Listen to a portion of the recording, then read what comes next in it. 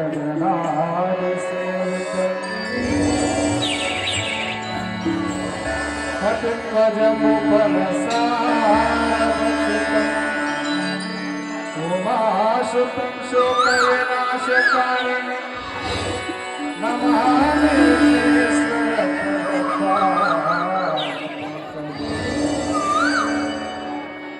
गुरुदेव गुरु विष्णु गुरु महेश्वर गुरु साक्षात् परब्रह्मा तस्मै श्री गुरुवे नमः तस्मै श्री गुरुवे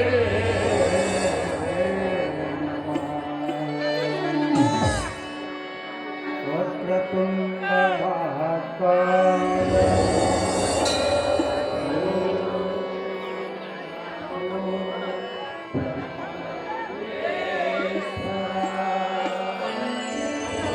सूर्यकोटि समप्रभा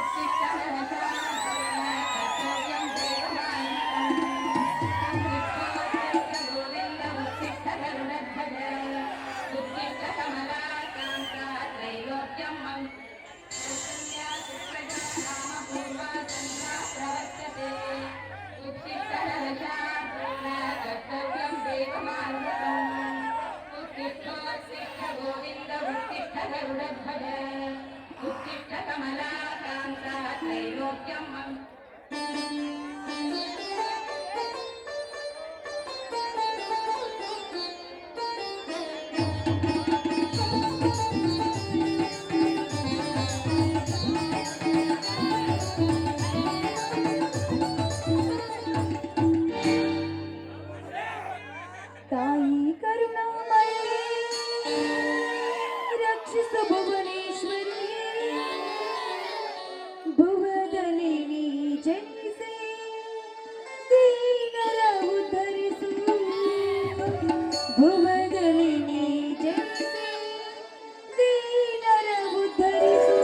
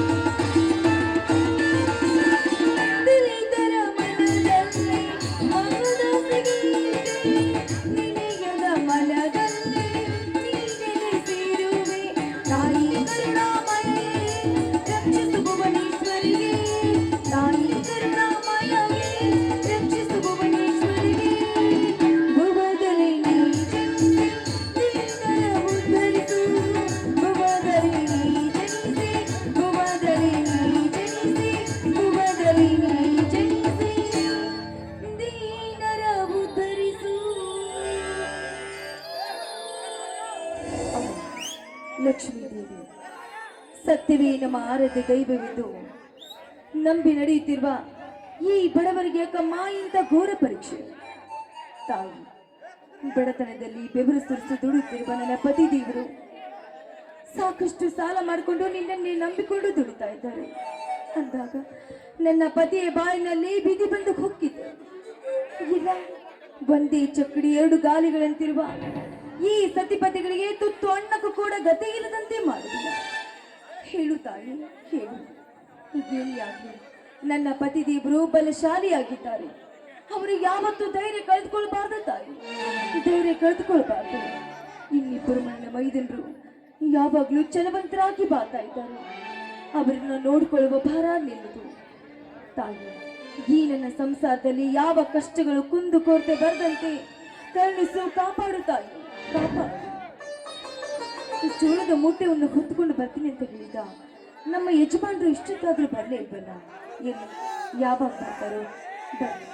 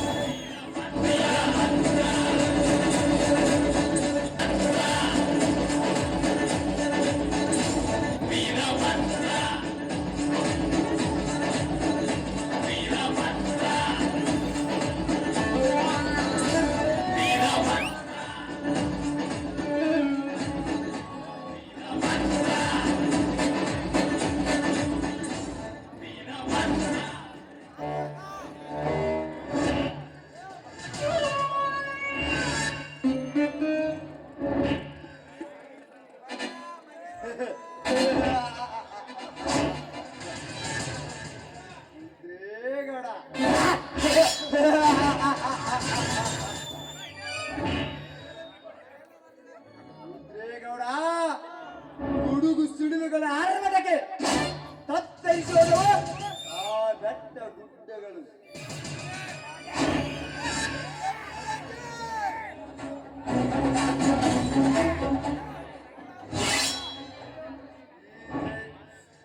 ಈ ಜಯದೇವ ಒಮ್ಮೆ ಕಾಲಿಟ್ಟರೆ ಮುಗಿಯಿತು.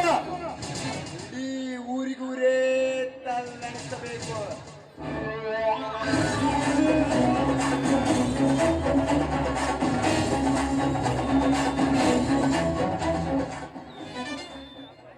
ಜನರು ಮೆಚ್ಚಿದ ಜಯನಾಯಕ ನಾನಾಗಿ ಜನರ ಸೇವೆ ಮಾಡುವುದೇ ಈ ಜಯದೇವನ ಉದ್ದೇಶ.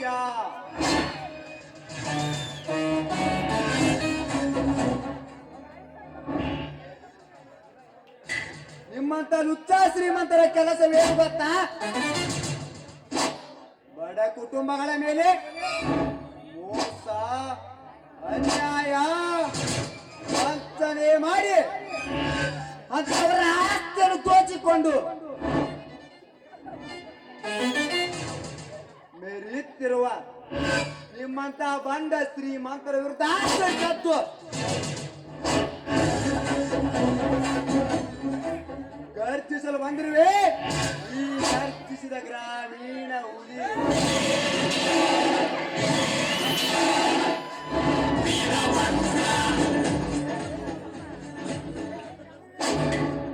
ಏ ರುದ್ರೇಗೌಡ,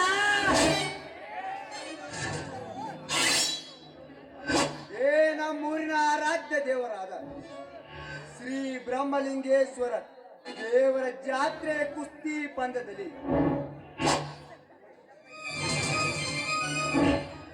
ಈ ವರ್ಷ ನಿನ್ನ ಬಲಗೈ ಬಂಟರ ವಿರುದ್ಧ ಕಣಕ್ಕಿಳಿದು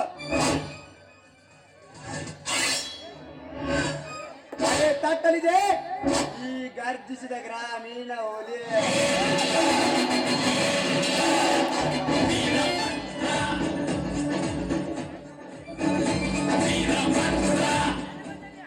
ಬರ್ತೀನಿ.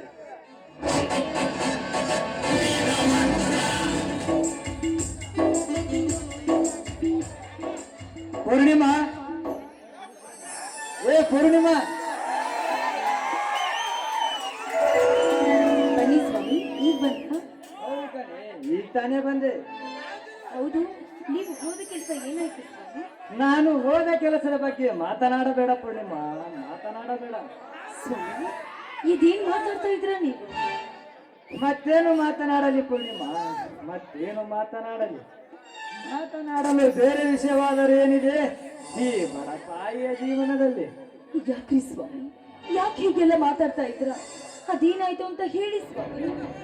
ಪೂರ್ಣಿಮಾ, ಮನೆಯಲ್ಲಿ ತಿನ್ನಲು ಜೋಳವು ಇಲ್ಲದ ಸಮಯದಲ್ಲಿ ತೋಟದ ಗುಡಿಸಲಿದ್ದ ಒಂದು ಚೀಲದ ಜೋಳವನ್ನು ತರಲೆಂದು ಆ ತೋಟಕ್ಕೆ ಹೋದಾಗ ಅಲ್ಲಿ ನಡೆದ ಕರಾಳ ಘಟನೆಯನ್ನ ಯಾವ ಬಾಯಿಂದ ಹೇಳಲಿ ಪೂರ್ಣಿಮಾ?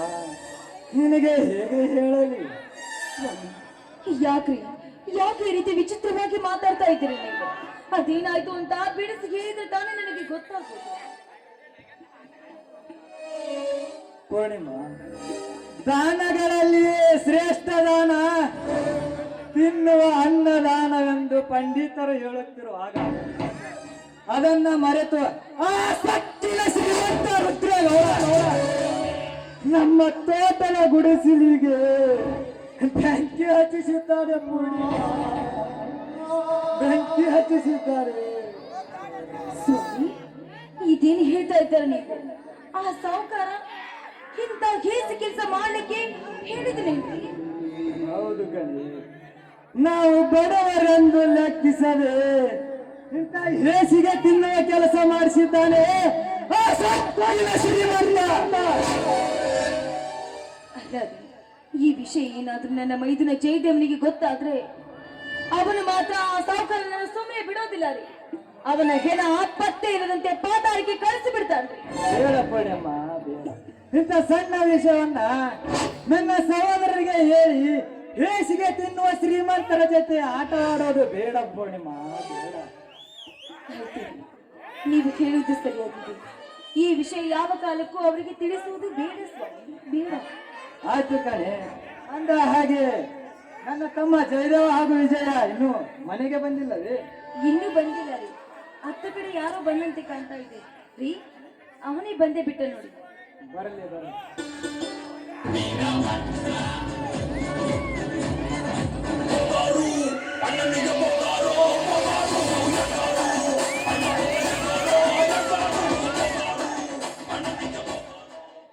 ಅಣ್ಣ ಅತ್ತಿಗೆ ನನಗೆ ಆಶೀರ್ವಾದ.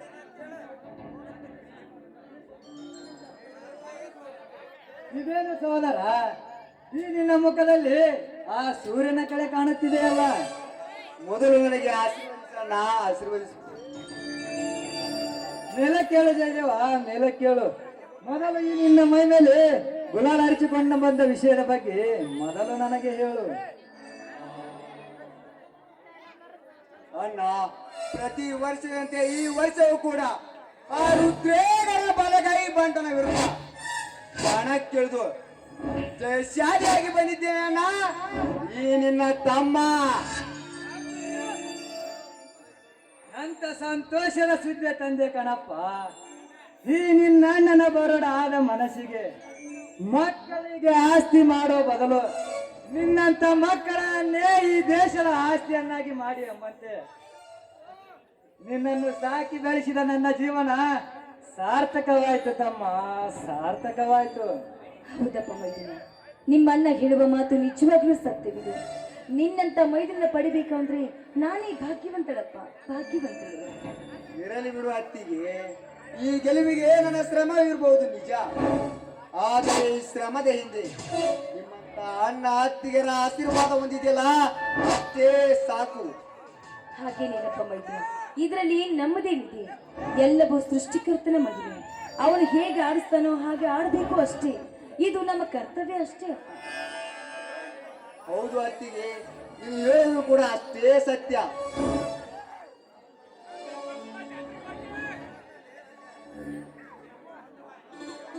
ಅಣ್ಣ, ನಾನು ಗೆದ್ದ ಬಂದ ಆ ಕುಸ್ತಿ ಪಂದ್ಯದಲ್ಲಿ ಗೆದ್ದ ಈ ಬೆಳ್ಳಿ ಕಡೆಯನ್ನು ತೆಗೆದುಕೊಳ್ಳಣ್ಣ, ನಿನ್ನ ಕೈಗೆ ಹಾಕಿಕೋ.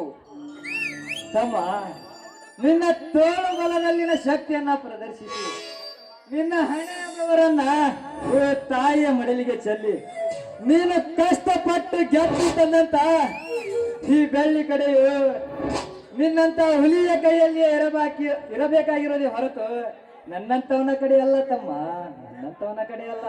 ಅಣ್ಣ, ನಿನ್ನ ಕೈಯಲ್ಲಿದ್ದರೇನು ನನ್ನ ಕೈಯಲ್ಲಿದ್ದರೇನು ಎರಡು ಒಂದೇ ತಾನೇ ಅಣ್ಣ. ಇಟ್ಟುಕೋ ಅಣ್ಣ, ಇಟ್ಟುಕೋ. ತಮ್ಮ, ಸಾವಿರಾರು ಜನರ ಮುಂದೆ ಅವರ ಬಾಯಲ್ಲಿ ಕೇಕೆಯನ್ನು ಹಾಕಿಸಿಕೊಂಡು ನೀನು ಕಷ್ಟಪಟ್ಟು ಗೆದ್ದು ತಂದಂತ ಈ ಬೆಳ್ಳಿ ಕಡೆಯು ನಿನ್ನಂತ ಹುಲಿಯ ಕೈಯಲ್ಲಿಯೇ ಇರಬೇಕಾಗಿರೋದು ತಮ್ಮ. ಇದನ್ನು ನೀ ಹಾಕಿಕೊಂಡರೆ ಈ ಬೆಳ್ಳಿ ಕಡೆಗೆ ಶೋಭೆ ಬರುವುದು ಅಷ್ಟೇ ಅಲ್ಲದೆ ಇದು ನಿನ್ನ ಕೈಯಲ್ಲಿದ್ದರೆ ನನಗೆ ಮತ್ತಷ್ಟು ಶೋಭೆ ಬರೋದು ತಮ್ಮ, ಶೋಭೆ ಬರೋದು. ಇದನ್ನು ನೀನೇ ಹಾಕಿಕೋ.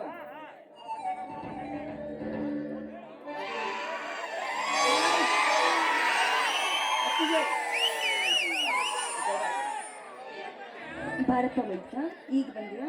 ಅವತ್ತಿಗೆ ಕಾಲೇಜ್ ಮುಗಿಸ್ಕೊಂಡು ಈಗ ತಾನೇ ಬಂದೆ. ಅಲ್ಲಪ್ಪ, ದಿನಾನು ಬೇಗ ಎದ್ದು ಹೋಗೋನು, ಬೇಗ ಬರ್ತಾ ಇದ್ದಿ. ಇವತ್ತ್ಯಾಕೆ ಇಷ್ಟು ತಡವಾಗಿ ಬಂದೆ? ಅತ್ತಿಗೆ ನಮ್ಮ ಫೈನಲ್ ಇಯರ್ ಪರೀಕ್ಷೆ ಸಮೀಪಕ್ಕೆ ಬಂದಿದ್ದು, ಆದ ಕಾರಣ ಎಕ್ಸ್ಟ್ರಾ ಕ್ಲಾಸ್ ಇಟ್ಟಿದ್ದರು, ಅದಕ್ಕೆ ಸ್ವಲ್ಪ ತಡವಾಯ್ತು ಅತ್ತಿಗೆ. ಆಯ್ತು ಬಿಡಪ್ಪ ಮೈದುನ. ಅಣ್ಣ ಅಣ್ಣ, ಇದೇನಿದು ಚಿಕ್ಕಣ್ಣನ ಮೈ ಮೇಲೆ ಗುಲಾಲು ಬಣ್ಣ? ಈ ನಿನ್ನ ಅಣ್ಣ ನಮ್ಮೂರಿನ ರಾಜ್ಯ ದೈವ ತಂದೆ ಬ್ರಹ್ಮಲಿಂಗೇಶ್ವರನ ಜಾತ್ರೆಯ ಕುಸ್ತಿ ಪಂದ್ಯದಲ್ಲಿ ಗೆದ್ದು ಬಳ್ಳಿ ಕಡೆ ತಂದಿದ್ದಾನೆ ತಮ್ಮ. ಹಾಗೆಯೇ ನೀನು ಕೂಡ ನೀನು ಕಲಿಯುತ್ತಿರುವ ಕಾಲೇಜಿಗೆ ಒಳ್ಳೆಯ ವಿದ್ಯಾಭ್ಯಾಸವನ್ನ ಮಾಡಿ ನೀನು ನಿನ್ನ ಕಾಲೇಜಿಗೆ ಪ್ರಥಮ ಬಂದು ಹಾಗೆ ನೀನು ಮುಂದೆ ಒಬ್ಬ ಒಳ್ಳೆಯ ನಿಷ್ಠಾವಂತ ಪೊಲೀಸ್ ಅಧಿಕಾರಿ ಆಗಬೇಕೆನ್ನೋದೇ ಈ ನಿನ್ನ ಅಣ್ಣನ ಕನಸು ತಮ್ಮ, ಈ ನಿನ್ನ ಅಣ್ಣನ ಕನಸು. ಅಣ್ಣ, ಕಳೆದ ಪರೀಕ್ಷೆಯಲ್ಲಿ ರಿಸಲ್ಟ್ ಬಂದಿದ್ದು, ಕಾಲೇಜಿಗೆ ನಾನೇ ಪ್ರಥಮ ಅಣ್ಣ. ಅಂತ ಸಂತೋಷದ ಸುದ್ದಿ ತಂದೆ ಕಣಪ್ಪ. ನೀನು ಇದೇ ರೀತಿ ಪಾಸ್ ಆಗುತ್ತಾ ಮುಂದೆ ಸಾಗಪ್ಪ. ನೀನು ಮುಂದೆ ಒಂದು ದಿನ ಒಬ್ಬ ನಿಷ್ಠಾವಂತ ಪೊಲೀಸ್ ಅಧಿಕಾರಿ ಆಗೋದ್ರಲ್ಲಿ ನಿಸ್ಸಂದೇಹವೇ ಇಲ್ಲ ತಮ್ಮ, ನಿಸ್ಸಂದೇಹವೇ ಇಲ್ಲ. ಅಣ್ಣ, ನಿನ್ನ ಕನಸು ನನಸು ಮಾಡಲೆಂದೇ ಈ ನಿನ್ನ ತಮ್ಮ ಸದಾ ಸಿದ್ಧನಿದ್ದಾನೆ. ಆದರೆ ಅಣ್ಣ ಅತ್ತಿಗೆ ನಿಮ್ಮಿಬ್ಬರ ಆಶೀರ್ವಾದ ಹೊಂದಿದ್ದರೆ ಅಷ್ಟೇ ಸಾಕಣ್ಣ, ಅಷ್ಟೇ ಸಾಕು. ತಮ್ಮಂದಿರ, ನಿಮ್ಮಿಬ್ಬರಿಗೂ ನನ್ನ ಆಶೀರ್ವಾದ ಸದಾ ಇದ್ದೇ ಇರುತ್ತದೆ ಕಣ್ರಪ್ಪ. ನೀವಿಬ್ಬರು ಈ ಜಗತ್ತನ್ನ ಉದ್ಧಾರ ಮಾಡಲೆಂದು ಭೂಮಿಯಿಂದ ಉದ್ಭವಿಸಿದ ಆ ತಾಯಿ ಜಾಮವನನ್ನು ನೆನೆದು ಮುನ್ನಡೆಯಿರಿ ತಮ್ಮ. ನಿಮ್ಮಿಬ್ಬರಿಗೂ ಸೋಲೆಂಬುದೇ ಸುಳಿಯುವುದಿಲ್ಲ ತಮ್ಮ, ಸೋಲೆಂಬುದೇ ಸುಳಿಯುವುದಿಲ್ಲ. ಆಯ್ತಣ್ಣ, ನಿನ್ನ ಬೈಕೆಯಂತೆ ನಡೆಯುತ್ತೇವೆ.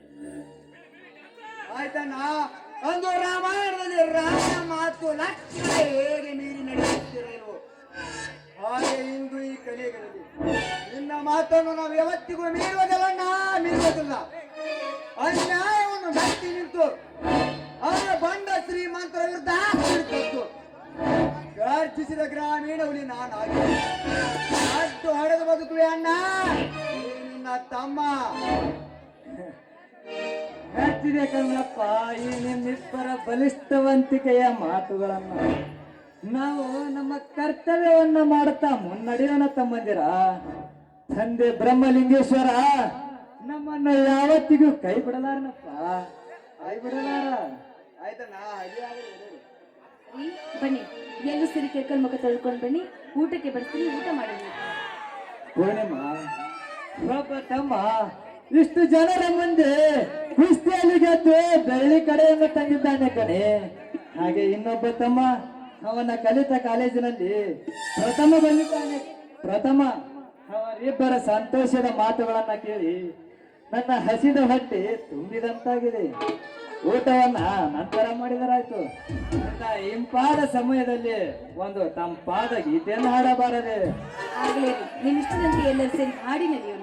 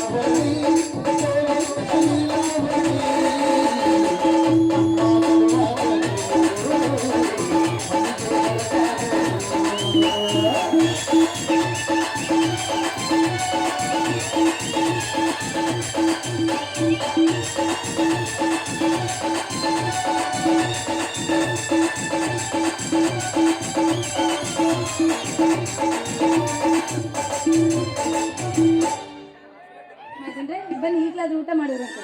ನಡಿಯಪ್ಪ, ಹೋಗಿ ಊಟ ಮಾಡೋಣ.